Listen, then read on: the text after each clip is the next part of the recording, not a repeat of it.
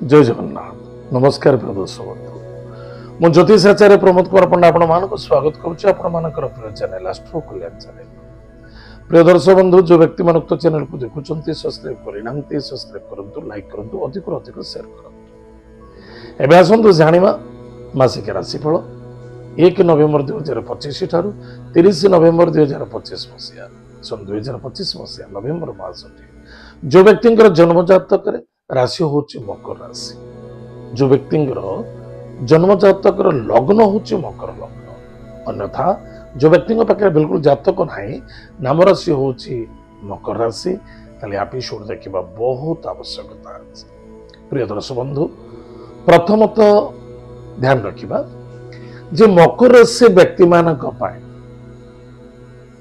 ए मासर विवाह मांगलिक कार्य को नहीं बहुत आगू बढ़ंतु बिंदा सफलता प्राप्ति करेंगे, किंतु स्वास्थ्य प्रति ध्यान देवा आवश्यकता अच्छे।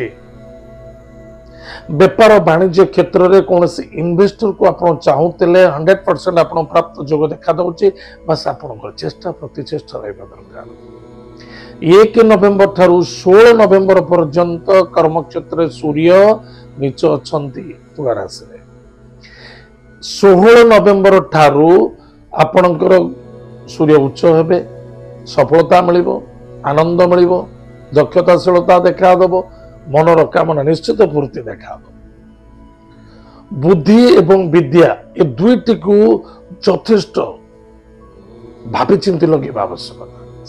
इगो को त्याग करंतु, किए कौन कहला, किए कौन कहूची, किए कौन करुची, किए कौन करिथिला एगुड़ी को जदि आप सब जिन को आप सामने लेके चलिए ताले आप किछि करि परिबे हारी जिवे। एथि निमित्त सदा सर्वदा पॉजिटिव थॉट नहीं चलवा आवश्यकता अछि, अन्यथा नुकसान हो। क्या नुकसान हो?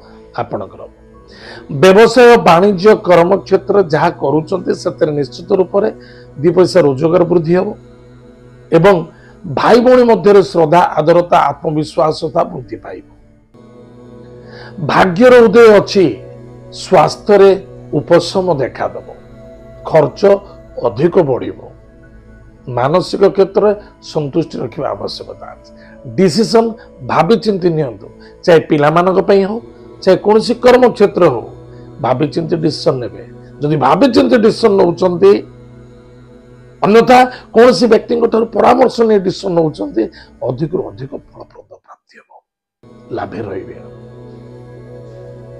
आ जदि कौन सी क्षेत्र में आपण किछि प्रॉपर्टी इन्वेस्टमेंट करे चाहते, गाड़ी किछि नबाक चाहते, मासटी बहुत बहुत सफलता अछि।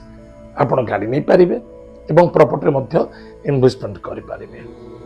पुराना मित्र माने आपण जो दूरे जाइथिले, आपण सहित संपर्कता विच्छेदन कर देइथिले, से माने वर्तमान उत्तेजना हेबे एवं किछि दिन परे से निश्चित रूप से आपण पुनः फेरी आसबे। कार्य रे सफलता मिलिबो, आनंद मध्य मिलिबो।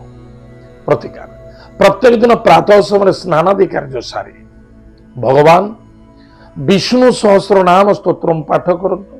जदि पारुचंती प्रत्येक दिन 1 लोटा जल रे किछि कला राशि एवं कुश एवं टिके मिश्री पकई सूर्य नारायण को अर्घ्य दान करूँ, देखिए सबू ठीक हो, सफलता मिल निश्चित रूप। प्रिय दर्शक बंधु एत मकर राशि व्यक्ति मानक मासिक राशिफल आज समय जाइए। कार्यक्रम को आम ये रखुचु, पुणी देखा। जय जगन्नाथ नमस्कार।